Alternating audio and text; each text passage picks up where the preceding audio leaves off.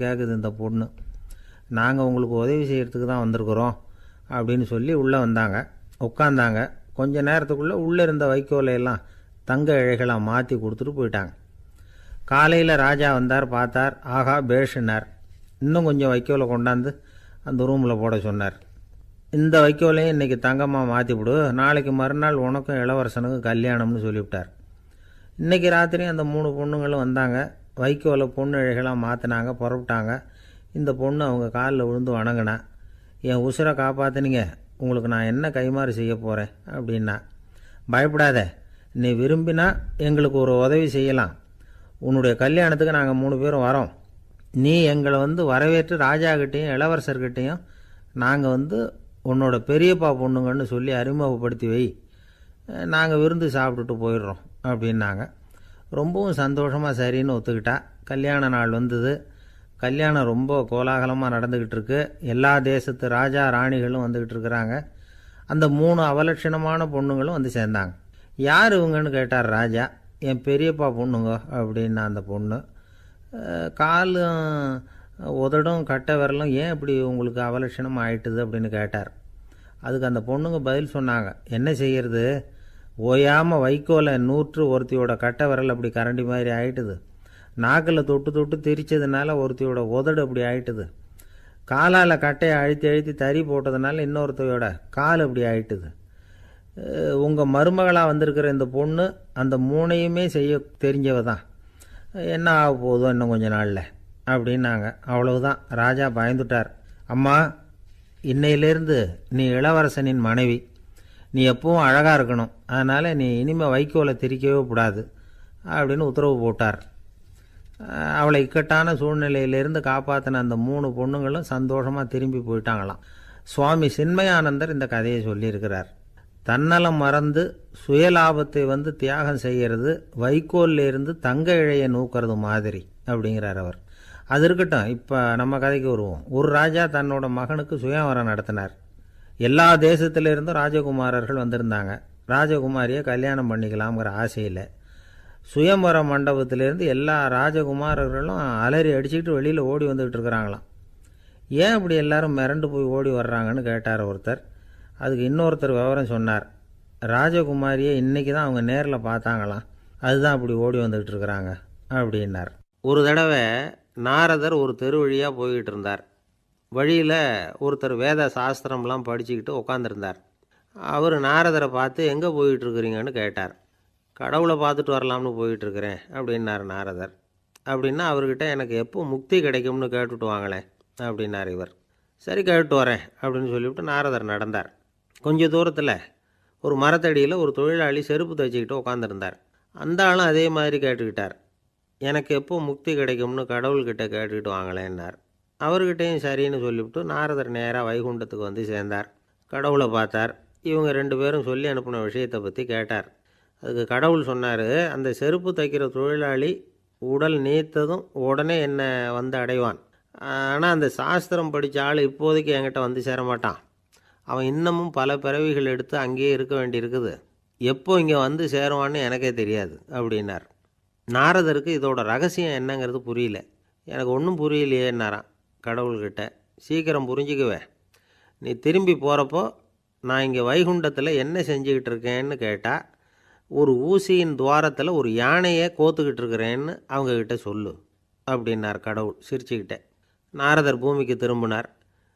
கடவுளை பார்த்தீங்களா, எப்படி இருக்கார் அப்படின்னு விசாரித்தார். வேத சாஸ்திரம் படித்தவர். ஓ பகவானா, அவர் யானையை ஊசியின் காதில் நுழைச்சிக்கிட்டு இருக்கிறார் பார்த்தேன்னார் நாரதர். ஊசி காதில் யானையா, அது எப்படி முடியும்? நீங்கள் சொல்கிறத நான் நம்ப மாட்டேன்னு விட்டார் அவர். சரி, இந்த ஆளுக்கு இறைவன் பேரில் நம்பிக்கை இல்லை அப்படிங்கிறத நாரதர் புரிஞ்சுக்கிட்டார். அடுத்தபடியாக அந்த தொழிலாளி இருந்த இடத்துக்கு போனார். இறைவனை பார்த்தீங்களான்னு கேட்டார் அவர். பார்த்தேன், ஒரு ஊசி துவாரத்தில் யானையை கோத்துக்கிட்டு இருந்தார் அப்படின்னு சொல்லிவிட்டு நாரதர் அந்த ஆள் முகத்தை கவனித்தார். அந்த தொழிலாளி இதை கேட்டுட்டு கொஞ்சம் கூட ஆச்சரியப்படலை. அவரால் முடியாத காரியம் கூட உண்டானார். என்ன இப்படி சொல்கிற, ஊசியின் துவாரத்தில் யானையை கோக்க முடியும்னு நீ நம்புறியா அப்படின்னு கேட்டார் நாரதர். நிச்சயமாக நம்புகிறேன்னார் அவர். அது எப்படி அப்படின்னு கேட்டார் இவர். இதோ பாருங்கள், நான் இந்த ஆலமரத்தடியில் தான் தினமும் உட்காந்துருக்கிறேன். தினமும் இந்த மரத்திலிருந்து எவ்வளவோ பழம் கீழே விழுது. இந்த பழத்தில் இருக்கிற ஒவ்வொரு விதையிலேயும் உள்ள ஒரு ஆலமரம் இருக்குது. ஒரு சின்ன விதைக்குள்ள ஒரு பெரிய ஆலமரம் இருக்க முடியுங்கிறப்ப ஊசி துவாரத்தில் கடவுள் வந்து யானையை நுழைய வச்சாருங்கிறத ஒத்துக்கிறதுல என்ன கஷ்டம் இருக்குது அப்படின்னு ரொம்ப சர்வசாதாரணமாக பதில் சொன்னாராம் அந்த தொழிலாளி. நாரதர் யோசனை பண்ணார், இந்த தொழிலாளி வேத சாஸ்திரங்களையெல்லாம் படிக்கலைன்னா கூட அறிவுபூர்வமாக சிந்தித்து இறைவனை நம்புகிறான். அதனால தான் கடவுள் இந்த ஆளுக்கு சீக்கிரம் முக்தி கிடைக்கும்னு சொன்னார் அப்படிங்கிறத புரிஞ்சுக்கிட்டாராம். இந்த கதையில் வர்ற கடவுள், நாரதர், வைகுண்டம் இதெல்லாம் ஒரு பக்கம் இருக்கட்டும், ஒரு சின்ன விதைக்குள்ளே ஒரு பெரிய ஆலமரம் தூங்கிக்கிட்டு இருக்கு அப்படிங்கிற உண்மை, அந்தரத்தில் 1000 கிரகங்கள் சுற்றிக்கிட்டு இருக்குங்கிற உண்மை, இதெல்லாம் வந்து நாம் பார்த்துக்கிட்டு தானே இருக்கிறோம். இந்த உண்மைகள் வந்து அதிசயமாக நமக்கு தெரியறதுனால அதை வந்து நம்பாமல் இருந்துட முடியாது. இயற்கையை பரிபூர்ணமாக நம்புங்கள், அந்த நம்பிக்கையே நம்ம வாழ்க்கைக்கு ஆதாரம் அப்படிங்கிறத விளக்கறதுக்காக தான் இந்த கதை. இந்த காலத்தில் நம்ம பிள்ளைங்களுக்கெல்லாம் இது மாதிரி நம்பிக்கை அதிகமாகவே இருக்குது. ஒரு நாள் ஒரு சின்ன பையன்கிட்ட கேட்டேன், ஏன்பா கடவுள் வந்து ஒரு பானைக்குள்ளே ஒரு யானையை நுழைய வச்சுட்டாருன்னு சொன்னால் அதை நீ நம்புவியா அப்படின்னு கேட்டோம். நம்புவேன் சார், அது ஒன்றும் பெரிய அதிசயம் இல்லைன்னா. எப்படிறான்னு கேட்டோம். எப்படின்னா அந்த பானை வந்து அந்த யானையை விட பெருசாக இருந்திருக்கும், அவ்வளவுதான் அப்படின்னு சொல்கிறான். ஒரு ஊரில் ஒரு ராஜா இருந்தார். அவர் அடிக்கடி காட்டுக்கு வேட்டையாட போவார். சில நண்பர்களையும் கூட அழைச்சிக்கிட்டு போவார். காட்டுக்கு போனதும் ஆளுக்கு ஒரு பக்கமாக போய் வேட்டையாடுவாங்க. சாயந்தரமாக திரும்பி வருவாங்க. மறுநாள் அரண்மனையில் உட்காந்து ஒவ்வொருத்தரும் அவங்க அனுபவங்களை எல்லாம் சொல்லிக்குவாங்க. அவங்க வீரத்துக்கு தகுந்த மாதிரி பரிசை அந்த ராஜா கொடுப்பார். இது மாதிரி ஒரு தடவை எல்லாரும் வேட்டைக்கு போயிட்டு திரும்பி வந்ததும் உட்காந்து பேச ஆரம்பிச்சிருக்கிறாங்க. ஒருத்தன் சொன்னான், தன்னுடைய வீர தீர செயலை பற்றி அளக்க ஆரம்பிச்சிட்டான். ஏன்னா அதுக்கு பரிசு கிடைக்க போகுதில்ல, அதனால். அவன் என்ன சொன்னான் தெரியுமா? அரசே, நேற்றுக்கு காட்டில் என்னாச்சு தெரியுமா? எனக்கு நேராக ஒரு சிங்கம் வாயை திறந்துக்கிட்டு வந்துட்டுது. நான் பயப்படவே இல்லை. உடனே ஒரு கல்லை எடுத்து குறி பார்த்து வீசினேன். சிங்கத்து வாய்க்குள்ளே போய் அந்த கல் மாட்டிக்கிட்டுது. அவ்வளவுதான். அந்த சிங்கம் என்னை பார்த்துட்டு பயந்துட்டு ஒரே ஓட்டமாக திரும்பி ஓடி போயிட்டுது அப்படின்னா. ஆஹா பலே அப்படின்னு எல்லாரும் கை தட்டினாங்க. ரெண்டாவது ஆள் ஒருத்தன் எழுந்திரிச்சான். அவன் சொல்ல ஆரம்பித்தான், அரசே, நான் போன வழியில் 2 பெரிய மலைப்பாம்பு கிடந்தது. என்னை முழுங்கிறதுக்கு வந்தது. நான் என்ன பண்ணேன் தெரியுமா? அந்த 2 பாம்போட வாலையும் ஒன்றா சேர்த்து முடிச்சு போட்டுட்டேன். அவ்வளவுதான். அது அங்கே இழுக்க இது இங்கே இழுக்க முடிச்சு நல்லா இறுகி போட்டுது அப்படின்றான். ஆஹா அற்புதம்னு சொல்லி எல்லாரும் கை தட்டினாங்களாம். அடுத்தபடியாக 3வது ஆள் ஒருத்தன் வந்தான். அவன் சொல்ல ஆரம்பித்தான், மன்னா, நான் போன பாதையில் குறுக்க ஒரு ஆறு, அதில் இறங்கி குளித்தேன். யாரோ காலை பிடிச்சி இழுக்கிறது மாதிரி இருந்தது. திரும்பி பார்த்தா ஒரு பெரிய முதலை. நான் உடனே அப்படியே ஒரு துள்ளல் துள்ளி அது முதுகில் போய் உக்காந்துக்கிட்டேன். அதை அப்படியே கரைக்கு நீந்த வச்சேன். கரைக்கு வந்து சேர்ந்ததும் அப்படியே ஒரே துள்ளி குதித்து கரைக்கு வந்துட்டேன் அப்படின்றான். அவன் தன்னுடைய வீரத்தை அப்படி சொல்லியிருக்கான். அடடா எப்பேற்பட்ட வீரம் அப்படின்னு எல்லாரும் கை தட்டினாங்களாம். 4வது ஆள் எழுந்திரிச்சான். மன்னா, நான் போன இடத்துல ஒரு கரடி வந்து என்னை துரத்த ஆரம்பிச்சுட்டுது. நான் ஒரு மலை உச்சிக்கு வந்துட்டேன். அதுக்கப்புறம் ஒரு அடி எடுத்து வச்சாலும் அதில் பாதாளத்தில் விழ வேண்டியது தான். அந்த நேரம் பார்த்து ஒரு பெரிய ராட்சச கழுகு அந்த பக்கமாக பறந்து வந்தது. நான் உடனே அப்படியே உயர எழும்பி அந்த கழுகோட காலை பிடிச்சிக்கிட்டேன். அப்படியே தொங்கிக்கிட்டே வந்தேன். ஒரு நல்ல இடம் வந்ததும் தொப்புன்னு கீழே குதித்து நடந்து வந்துட்டேன்னா. இதுக்கும் எல்லாரும் கை தட்டுறாங்க. கடைசியாக ஒரு ஆள் எழுந்திரிச்சான். அரசே, நான் வந்து போன வழியில் ஒரு பெரிய யானை குறுக்க வந்தது. பயங்கரமாக சத்தம் போட்டுக்கிட்டே வந்தது. நான் பயந்து ஓடலை. உடனே என்ன பண்ணேன் தெரியுமா? அந்த யானையோட வாலை பிடிச்சி தூக்கினேன். தலைக்கு மேலே தூக்கி கரன்னு சுற்றினேன். வேகமாக சுற்றி வீசி எறிஞ்சேன். அவ்வளவுதான். அதே ஸ்பீடில் அந்த யானை மேலே போக ஆரம்பிச்சுட்டுது. இன்னும் கூட அது போய்கிட்டே தான் இருக்குது, கீழே விழவே இல்லைன்னா. இதை கேட்டதும் ராஜாவுக்கு கோபம் வந்துட்டுது. என்னை என்ன முட்டாள்னு நினச்சிக்கிட்டு பேசுகிறியா? யானையை வந்து நீ வாலை பிடிச்சி தூக்குன, அதை நான் நம்பணுமா அப்படின்னார்.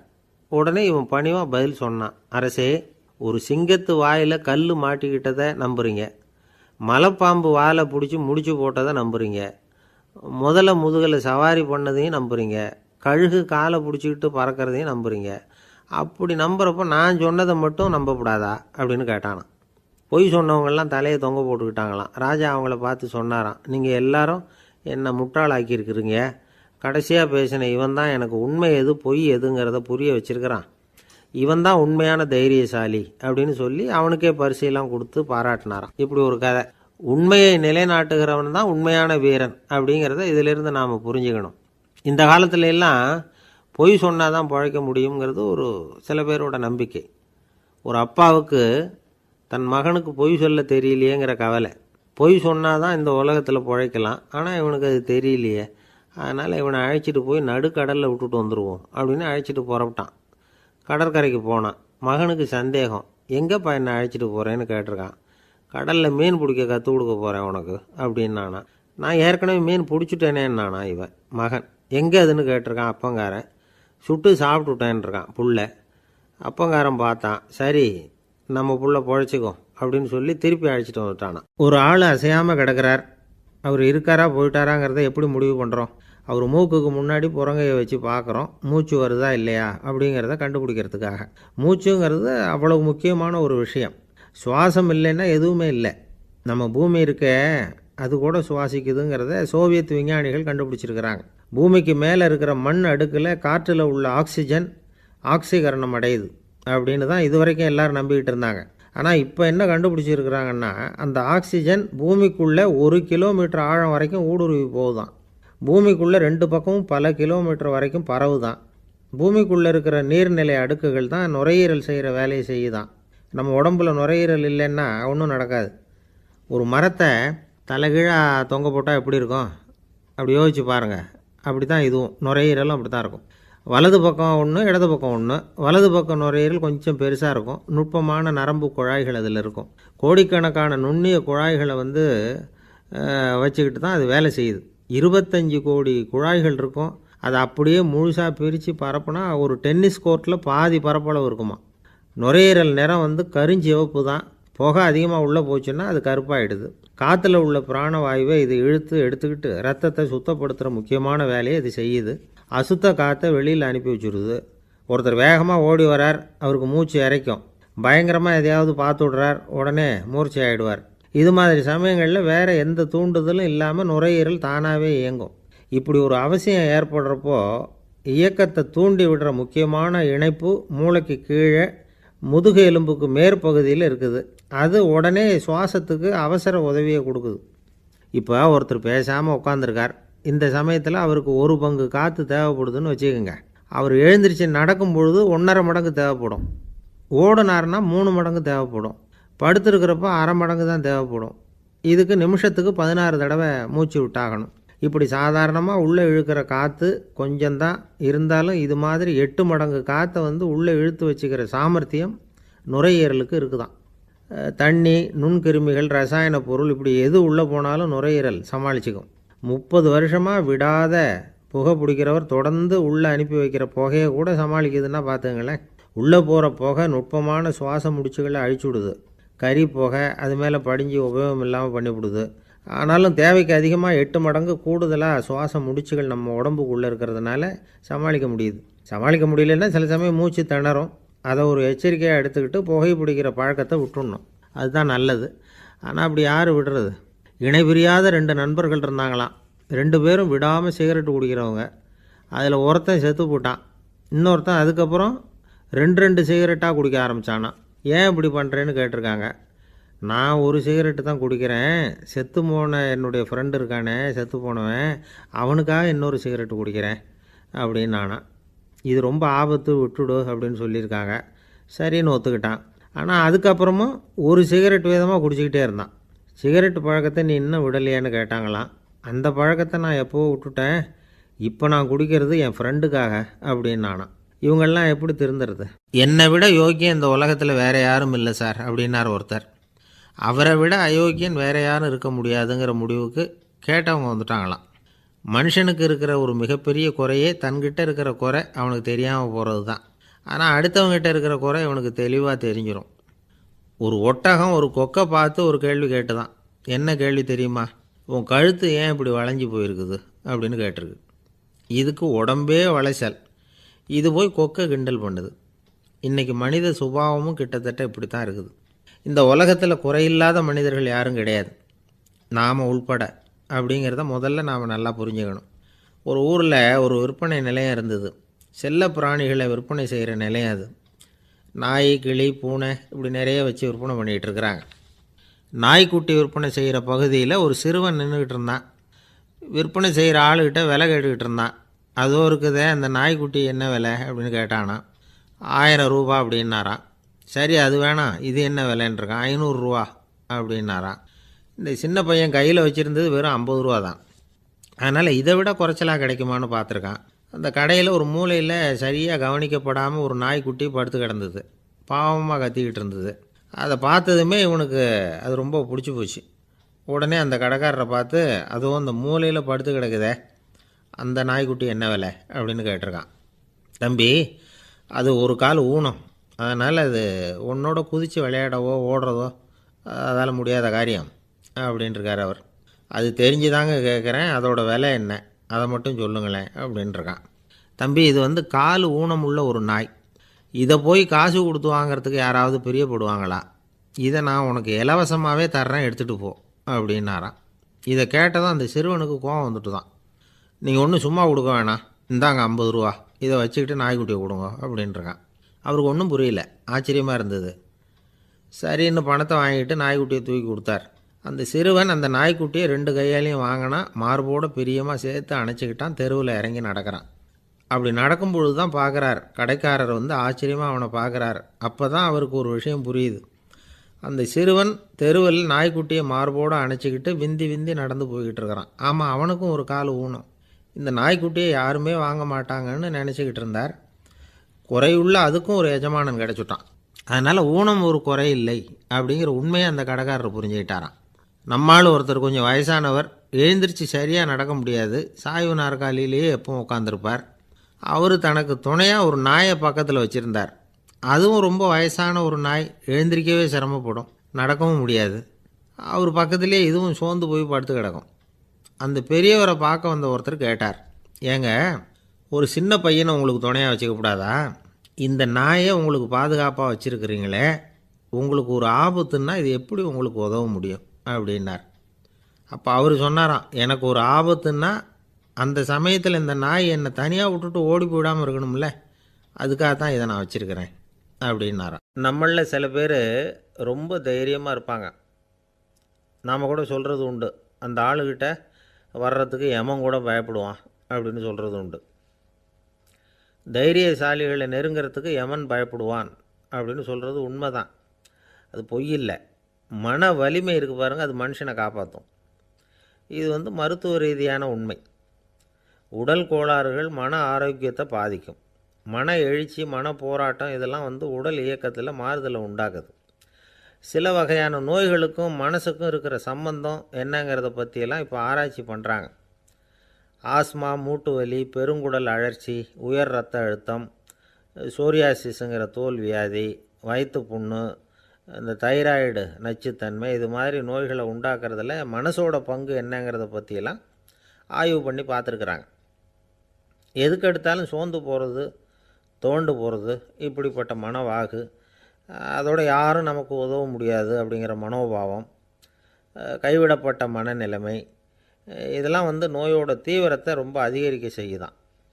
இவங்கெல்லாம் அந்த கைகால் வலிக்குது, உடம்பு அசதியாக இருக்குது, தூக்கம் வரல, முதுகு வலிக்குது, உடம்புல வந்து உணர்ச்சி குறையுது, கை கால் விரல்லாம் மரத்து போகுது, இப்படி ஏதாவது சொல்லிக்கிட்டு டாக்டர்களை தேடி வந்துக்கிட்டு இருப்பாங்க.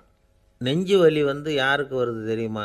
பதற்றம், போட்டி மனப்பான்மை, அளவுக்கு அதிகமான வேகம், துடிப்பு, பேராசை, இதுலேயும் கட்டுப்பாடு, நேரம் தவறாமை, அப்புறம் இதெல்லாம் வந்து உள்ள மனவாக உள்ளவங்க இருக்கிறாங்கல்ல, அவங்க பெரும்பாலும் நெஞ்சு வலிக்கு ஆளாயிடுறாங்களாம்.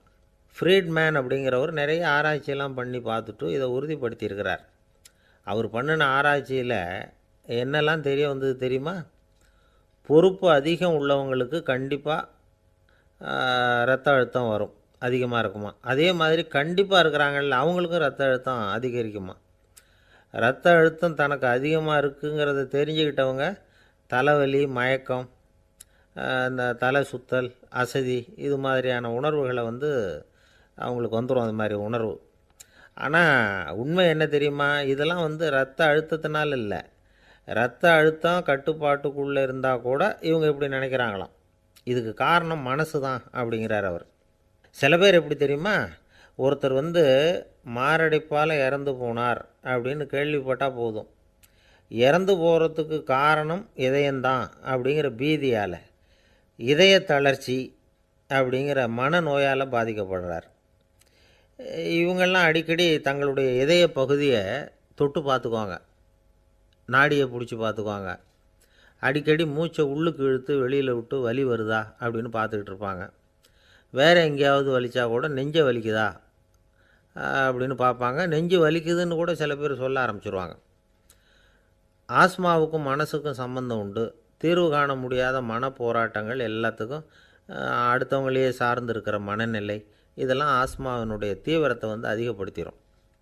பயம், இது எப்படின்னா என்ன நடக்குமோங்கிற பதற்ற நிலை, அப்புறம் இந்த பயம் இதெல்லாம் சுவாசித்தலை அதிகரிக்க செய்யுது இல்லையா? இதனால் இரத்தத்தின் காரத்தன்மை அதிகமாகி நோயின் தீவிரமும் அதிகமாகுது. மன போராட்டம், மனக்கவலை, மன இறுக்கம் இதெல்லாம் தோல் வியாதியை தூண்டி விடுதான். இது மாதிரி இன்னும் எவ்வளவோ இருக்குது. அதனால் இன்றைக்கி நமக்கு தேவை என்னென்னா மன வலிமை, மலர்ந்த முகம். இது ரெண்டும் இருந்துட்டுதுன்னா பலவிதமான நோய்கள் நம்மக்கிட்ட நெருங்கி வராது. டாக்டர், என்ன நெருங்காமல் இருக்கிறதுக்கு நான் ஒரு காரியம் பண்ணுறேன் அப்படின்னார் ஒருத்தர். அவர் என்ன அர்த்தத்தில் சொன்னார்னா, டாக்டர் அவரை நெருங்காமல் இருக்கிறதுக்கு அவர் ஒரு காரியம் பண்ணுறாராம். நண்பர்கிட்ட சொன்னார். நண்பர் கேட்டார், அது என்ன காரியம் பண்ணுற அப்படின்னு கேட்டார். தினம் ஒரு ஆப்பிள் பழம் சாப்பிட்றேன்னார் அவர். ஏன்னா ஆங்கிலத்தில் ஒரு பழமொழி சொல்லுவாங்கள்ல, an apple a day keeps doctor away அப்படிம்பாங்க. ஒரு ஆப்பிள் பழம் சாப்பிட்டா டாக்டர் விலகியே இருப்பார், டாக்டர்கிட்ட போக வேண்டிய அவசியம் இருக்காது அப்படிங்கிறதுக்காக அந்த பழமொழி சொல்கிறது. என்ன, நான் யாருமே நெருங்காமல் இருக்கிறதுக்கு நான் ஒரு காரியம் பண்ணுறேன்னார் இன்னொருத்தர்.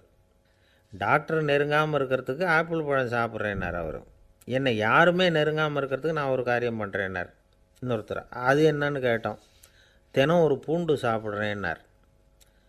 ஏ கார்லிக் எ டே கீப்ஸ் எவ்ரிபடி அவே அப்படின்னு அதுக்கு ஒரு புது விளக்கமும் கொடுத்தார். காசி மாநகரத்தை பிரம்மதத்தன் அப்படிங்கிற ராஜா ஆட்சி பண்ணிட்டு வந்தார்.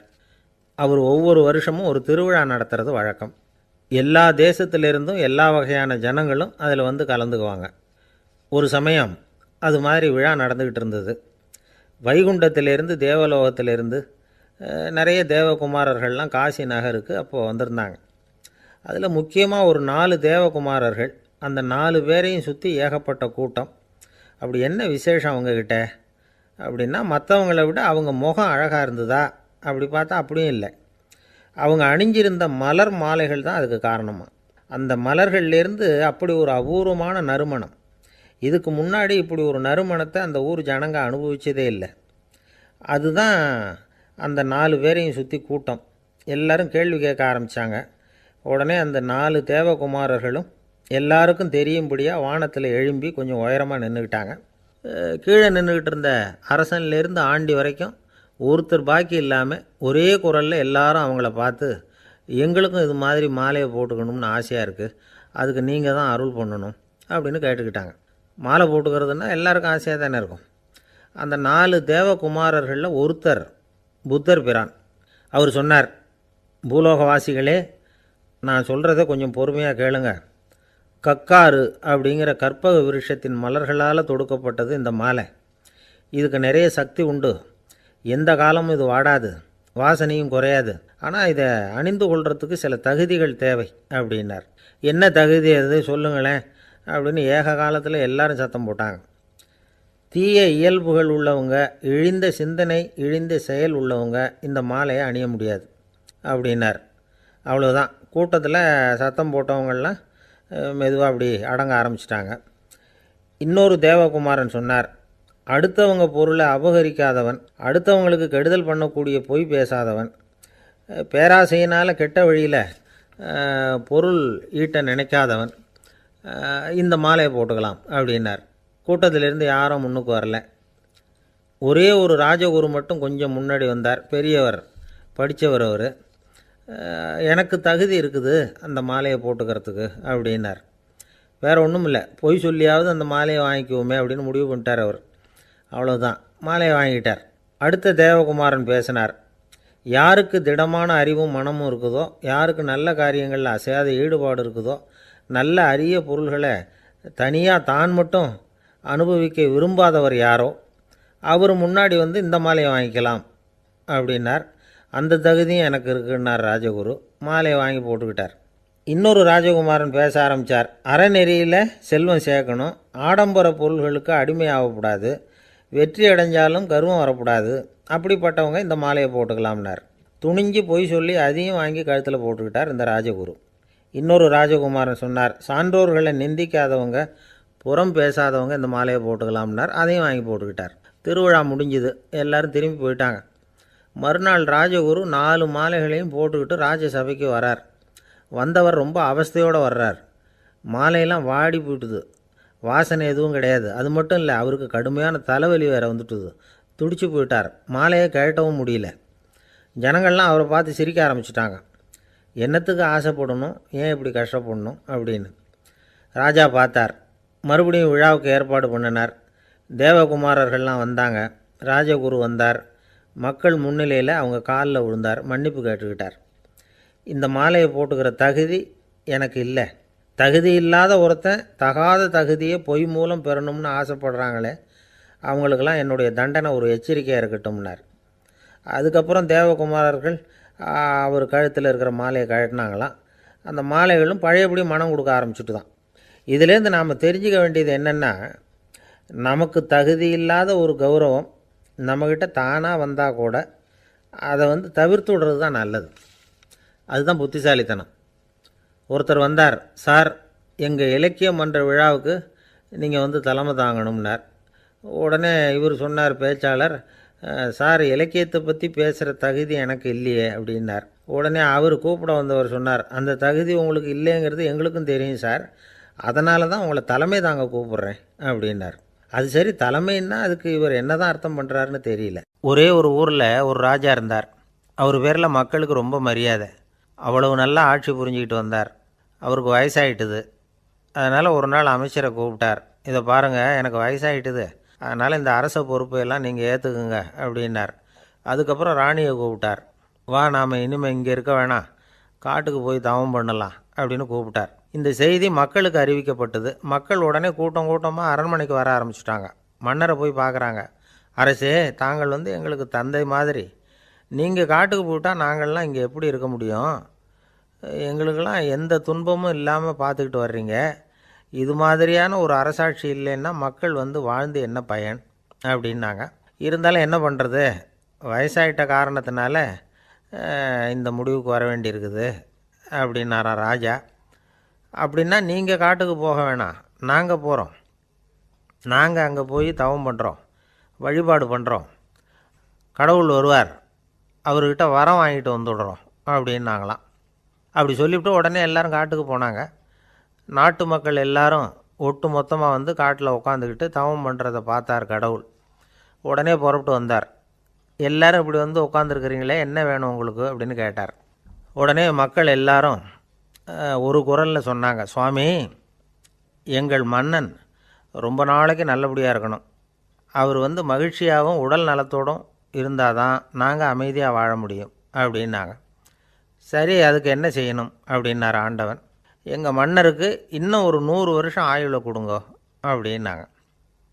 அவ்வளவு தானே, சரி அப்படியே ஆகட்டும் அப்படின்னு சொல்லிவிட்டு ஆண்டவன் போயிட்டார். மக்கள் மகிழ்ச்சியோடு திரும்பி வந்தாங்க. மன்னா, கடவுள் வரம் கொடுத்துட்டார், நீங்கள் 100 வருஷம் வாழ போகிறீங்க அப்படின்னாங்க. இதை கேட்டதும் ராணி ராஜாவை வணங்கி, நான் தவம் செய்ய போகிறேன் அப்படின்னு புறப்பட்டாங்க. உடனே மக்கள் என்ன நினச்சாங்க தெரியுமா? ஐயோ, நாம் ராஜாவுக்கு மட்டும்தானே நீண்ட ஆயுள் வேணும்னு வரம் வாங்கினோம், ராணிக்கு வாங்கலையே, அதுதான் கோபத்தில் புறப்பட்டாங்க போல இருக்குது அப்படின்னு நினச்சி வருத்தப்பட்டாங்க. ஆனால் ராணி நினச்சது அது இல்லை. ராணி போய் தவம் பண்ணாங்க, கடவுள் காட்சி கொடுத்தார். இவங்க கேட்குறாங்க, சுவாமி, ராஜாவுக்கு மட்டும் 100 வருஷம் ஆயுள்னு வரம் கொடுத்துட்டீங்க, அப்படின்னா குடிமக்களும் 100 வருஷம் இருக்கணும். இப்படிப்பட்ட குடிமக்கள் இல்லைன்னா அப்படிப்பட்ட அரசன் இருந்து என்ன பிரயோஜனம் அப்படின்னாங்களாம். ஆண்டவன் பார்த்தார். சரி, அவங்களும் 100 வருஷம் வாழ்வாங்க, அது மட்டும் இல்லை, நீயும் 100 ஆண்டு காலம் வாழ வரமளிக்கிறேன் அப்படின்னு சொல்லிவிட்டு மறைஞ்சிட்டார். இதில் ஆண்டவன் வர்றதும் மறையிறதும் முக்கியமில்லை. இதில் கவனிக்க வேண்டியது ஆள்கிறவனின் விசால மனம், குடிமக்களின் விசால மனம், ஆள்கிறவன் மனைவியினுடைய விசாலமானம். இப்படி ஒரு நாடு இருந்துட்டுதுன்னா எப்படி இருக்கும் வாழ்க்கையை நினச்சி பாருங்கள். அதனால தான் பெரியவங்கள்லாம் சொல்கிறாங்க, இதய வாசல் திறந்தே இருக்கணும், இதயத்தின் கதவுகளை மூடாதீங்க அப்படின்னு சொல்லுவாங்க. என்கிட்ட ஒருத்தர் சொன்னார், என்னுடைய இதய வாசல் எப்பவும் திறந்தே தான் இருக்குதுன்னார். எதனால் அப்படி சொல்கிறீங்க அப்படின்னு கேட்டோம். டாக்டரே சொல்லிவிட்டார், என்னுடைய இதயத்தில் ஒரு ஓட்டை இருக்குது அப்படின்னு, வால்வு சரியில்லையா அப்படிங்கிறார். அளவுக்கு மிஞ்சினால் அமிர்தமும் நஞ்சு அப்படின்னு சொல்லுவாங்க. அது உண்மைதான். ஒருத்தருக்கு அளவுக்கு மீறிய புகழ் வந்துட்டுதுன்னு வச்சுங்க, அது கூட ஆபத்தாக போயிடுறது உண்டு. பழங்காலத்துல எல்லாம் கிரேக்க தேசத்தில் ஒரு பழக்கம் உண்டாம். அதாவது யாராவது ஒருத்தரை நாடு கடத்தணும்னா அதுக்கு ஒரு வழி உண்டு. அதாவது ஒருத்தரை நாடு கடத்தணும்னு மக்கள் விரும்புகிறாங்கன்னு வச்சுங்களேன், அவர் பேரை ஒரு மண்பாண்ட ஓட்டுச்சில்லில் எழுதி அதை ஒரு குறிப்பிட்ட பொது இடத்துல போட்டுற வேண்டியது, அவ்வளவுதான். இது மாதிரி பல பேர் போட்டுக்கிட்டே இருப்பாங்க. எல்லாம் அப்படியே குவிஞ்சு போயிடும். அந்த ஓட்டாஞ்சில்லு குவியலில் யாருடைய பேர் அதிகமாக இருக்குதோ அந்த நபரை ஒரு 10 ஆண்டுகள் நாடு கடத்தி விடுவாங்க. இது அந்த ஊர் வழக்கமாக. ஒரு நாள் அந்த குவியலுக்கு பக்கத்தில் ஒரு ஆள் நின்றுக்கிட்டு இருக்கிறான். அவன் கையில் ஒரு ஓட்டாஞ்சில்லு வச்சுருக்கிறான். அதில் யாரோட பேரையோ எழுதணும், எழுதி அந்த இடத்துல போடணுங்கிறது அவன் ஆசை. ஆனால் அவன் படிக்காதவன், அதனால் எழுத தெரியல. யாராவது அந்த வழியாக வர்றாங்களான்னு பார்த்துக்கிட்டே நின்றுக்கிட்டு இருந்தான். ஒரு பெரியவர் வந்துக்கிட்டு இருந்தார். அவர்கிட்ட ஓடினான். கையில் இருந்த மண்பாண்ட சில்லை கொடுத்தான். ஐயா, இதில் ஒரு பேர் எழுதி கொடுங்களேன்னா. அந்த பெரியவர் அதை வாங்கி கையில் வச்சுக்கிட்டு, என்ன பேர் எழுதணும் சொல்லு அப்படின்னா. இவன் சொன்னான், அரிஸ்டைடிஸ் அப்படின்னு எழுதுங்க அப்படின்னா. இதை கேட்டதும் அந்த பெரியவருக்கு அதிர்ச்சி. ஏன்னா அவர் தான் அரிஸ்டைடிஸ், தத்துவ மேதை அரிஸ்டைடிஸ் அவர். இருந்தாலும் நான் தான் அதுங்கிறத காட்டிக்காமல் அந்த ஆளுகிட்ட கேட்டார். அது சரிப்பா, அரிஸ்டைடிஸுங்கிற பேரை எழுத சொல்கிற, அவர் உனக்கு என்ன கெடுதல் பண்ணார், அவர் பேரை இதில் எழுத சொல்கிறியே அப்படின்னு கேட்டிருக்கார். அதுக்கு இவன் சொன்னானா, அவர் எனக்கு எந்த கெடுதலும் பண்ணலை, அவரை நான் பார்த்தது கூட இல்லை அப்படின்ட்டுருக்கான். அப்புறம் எதுக்காக அவரை நாடு கடத்தணும்னு நீ ஆசைப்படுற அப்படின்னு கேட்டிருக்கார். இப்போ அந்த ஆள் சொல்கிறான், அரிஸ்டைடஸை பற்றி எல்லாரும் பேசுகிறாங்க, அவர் ரொம்ப நல்லவர், அவர் ஒரு பெரிய அறிவாளிங்கிறாங்க, அவர் ஒரு பெரிய வள்ளல், பேரறிஞர், இப்படி எல்லாரும் சொல்கிறத கேட்டு கேட்டு எனக்கு ரொம்ப அலுத்து போயிட்டுது, அதனால தான் வெறுப்பாயிட்டேன் அப்படின்னு நானும். இதிலேருந்து என்ன தெரியுது, நாம் நல்லவனாக இருக்கிறதுல ஒன்றும் இடைஞ்சல் இல்லை. ஆனால் நம்மளை நல்லவன் எல்லாரும் சொல்ல ஆரம்பிச்சிட்டாங்கன்னு வச்சுக்கோங்க, அப்போ இடைஞ்சல் ஆரம்பம்னு அர்த்தம். எதுவுமே அளவுக்கு மிஞ்சி போகாமல் பார்த்துக்க வேண்டியது ரொம்ப அவசியம். அளவுக்கு அதிகமாக ஆசைப்படாதவங்களில் ஆப்ரஹாம் லிங்கனும் ஒருத்தரான். அவர் ஒரு தடவை தன்னுடைய நண்பர்கள்கிட்ட பேசிக்கிட்டு இருந்தாராம். ஒருத்தர் கேட்டிருக்கார், ஒரு மனுஷனுக்கு கால்கள் எவ்வளோ உயரம் இருக்கணும் அப்படின்னு கேட்டாராம். இதுக்கு ஆப்ரஹாம் லிங்கன் சொன்னாராம், அது என்ன, இடுப்புலேருந்து தரையை தொடுற அளவுக்கு உயரம் இருந்தால் போதும் அப்படின்னாராம். ஒரு ஜென் துறவி, அவருக்கு ரொம்ப வயசாகிட்டுது, கடைசி காலம். நண்பர்களெல்லாம் கூப்பிட்டார். நண்பர்களே, நான் வித்தியாசமான முறையில் சாகணும்னு ஆசைப்படுறேன், அதுக்கு ஏதாவது யோசனை சொல்லுங்களேன் அப்படின்னு கேட்டாராம். நண்பர்கள் சிரித்தாங்க. என்ன பேச்சு பேசுகிறீங்க, சாவறதுங்கிறது என்ன விளையாட்டு கத்தனமான காரியமா அப்படின்னு கேட்டிருக்காங்க. அந்த துறவி கொஞ்ச நேரம் யோசனை பண்ணார். அப்புறம் கேட்டாராம், இது வரைக்கும் யாராவது நடந்துக்கிட்டே இறந்துருக்குறாங்களா அப்படின்னாராம். எல்லாரும் இல்லைன்னாங்களாம். ஒருத்தர் மட்டும் சொல்லியிருக்கார், அப்படியும் ஒருத்தர் இறந்துருக்கிறதாக ஒரு கதையில் படிச்சிருக்கிறேன், ஒரு ஞானியால் தான் அப்படியெல்லாம் செய்ய முடியும் அப்படின்னு அவர் சொன்னாராம்.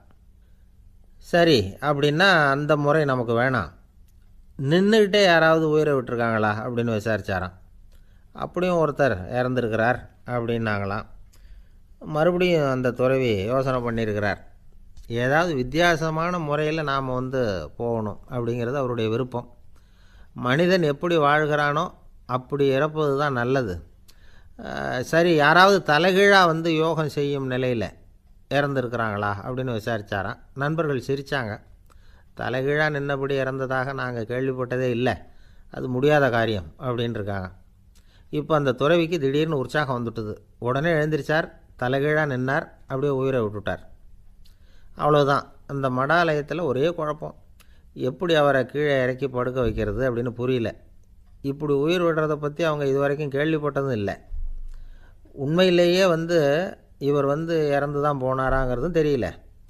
சோதித்து பார்த்தாங்க. இதய துடிப்பு, நாடி துடிப்பு எல்லாம் நின்று போயிருந்தது. இவர் எப்பவும் இப்படி தான், என்ன பண்ணுறது இப்போது அப்படின்னு சொல்லி எல்லோரும் குழம்பிக்கிட்டு இருக்கிற சமயத்தில் ஒரு பெரிய ஒரு யோசனை சொன்னார். இந்த துறவியோட மூத்த சகோதரி பக்கத்து மடாலயத்தில் இருக்கிறாங்க, அவங்கள இங்கே அழைச்சிட்டு வந்தால் ஏதாவது வழி கிடைக்கும் அப்படின்னார். அந்த அம்மாவுக்கு 90 வயசு. அழைச்சிட்டு வந்தாங்க. ஒரு குச்சியை ஊன்றிக்கிட்டு அப்படியே மெதுவாக நடந்து வந்தாங்க. வந்து தம்பி தலைகீழாக நின்று உயிர் விட்டு இறக்கிறத பார்த்தாங்க. தம்பின்னு கூப்பிட்டு பார்த்தாங்க, ஒன்றும் காணோம். உடனே என்ன பண்ணாங்க, தன்னுடைய கைத்தடியால் தம்பியோட உடலை ஒரு தட்டு தட்டினாங்க. ஏப்பா சாகிறப்பவும் உன்னுடைய குறும்புத்தனத்தை விடலையா, இப்படியாடா சாகிறது, ஒழுங்காக செத்து தொலை அப்படின்னாங்களாம். அவ்வளவுதான். உடனே அந்த துறவி திரும்பி நேராக நின்னார். அக்கா கோவப்படாத, நான் ஒழுங்காக சாகிறேன், எப்படி செத்தா என்ன, எல்லாம் எனக்கு ஒன்று தான் அப்படின்னு சொல்லிவிட்டு அப்படியே தரையில் படுத்து உயிரை விட்டாராம். அதுக்கப்புறம் அந்த அம்மா கோலை வந்து கையில் எடுத்துக்கிட்டு அப்படியே திரும்பி கூட பார்க்காம அவங்க பாட்டுக்கு போயிட்டாங்களாம்.